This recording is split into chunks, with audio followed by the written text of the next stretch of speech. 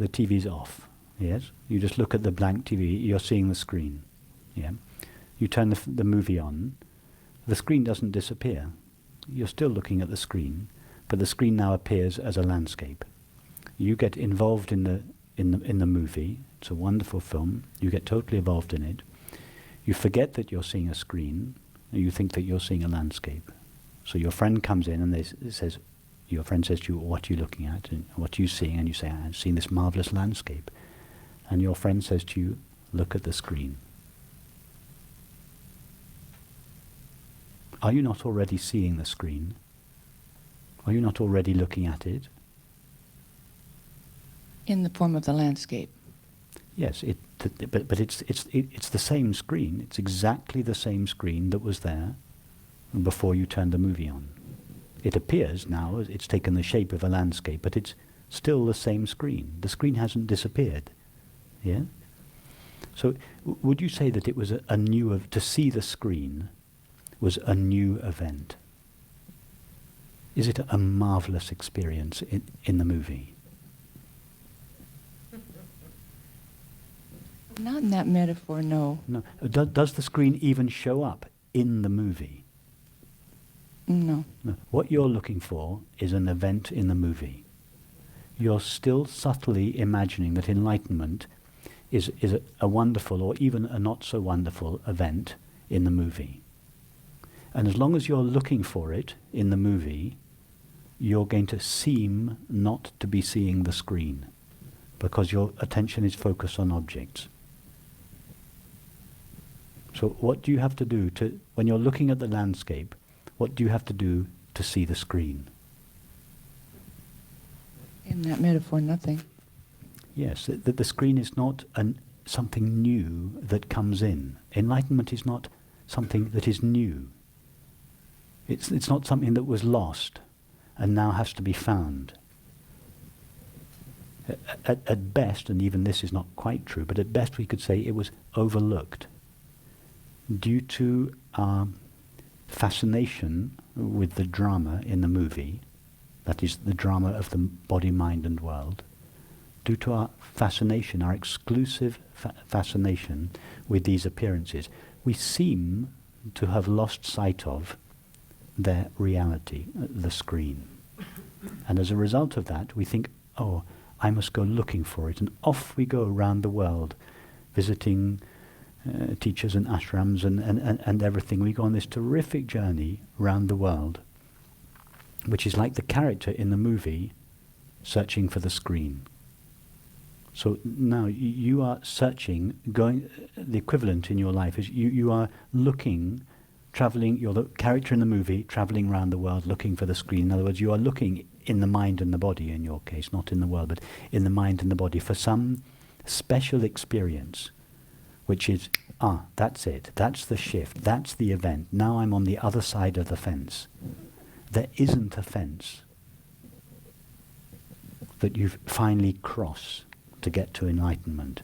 Enlightenment is just, it's like the moment you recognize the screen in the movie, and the moment you recognize it, simultaneous with that recognition, you recognize, oh, I was always seeing the screen. I never really ceased seeing the screen, but only because of my fascination with the drama in the movie, that it seemed to be absence, the screen, and as a result of that apparent absence, I went off out into the world searching for it. I was always the screen, right? I mean, that's the next step. Yes, you have never, for a fraction of a second, ceased being the presence of awareness, the unlimited, ever-present awareness. You have never ceased to be that.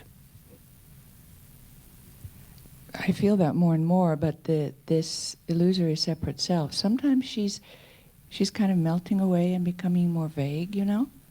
And I go, oh, wow, great, she's starting to disappear.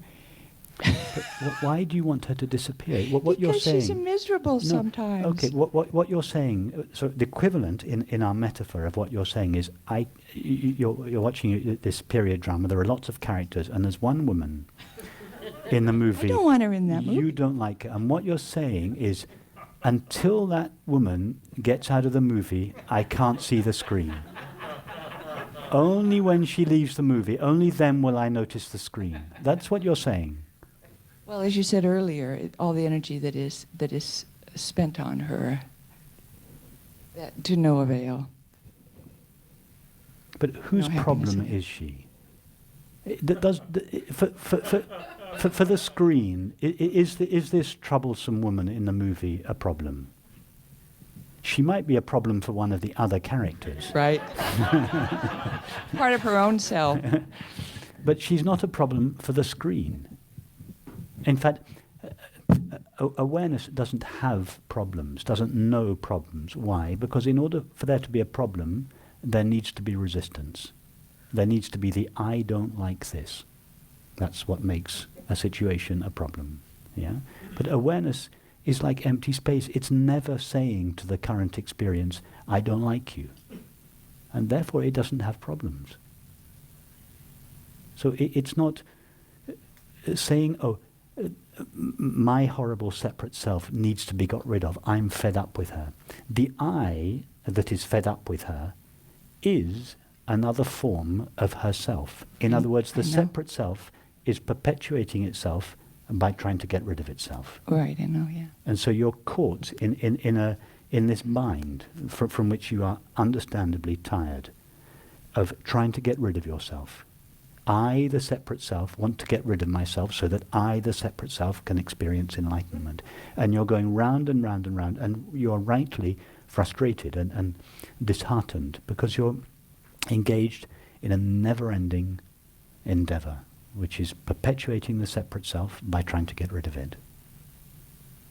It's just see the situation clearly.